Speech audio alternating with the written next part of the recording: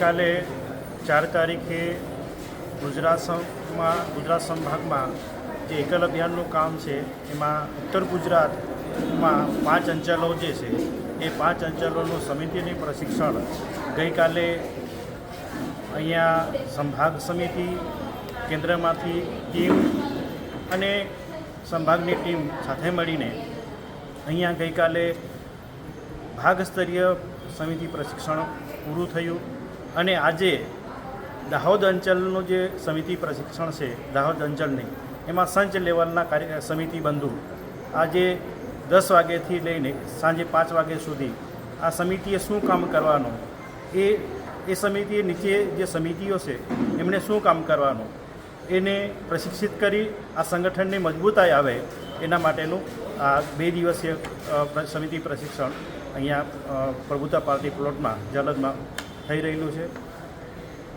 નમસ્કાર। આપનું નામ અને હોદ્દો? ઈશ્વરભાઈ વસાવા, प्रभाग प्रमुख। जय सियाराम। एकल अभियान एक ऐसा देश का अभियान है जो ग्रामीण क्षेत्रों को पुनर्स्थापित करने के लिए कार्य करता है।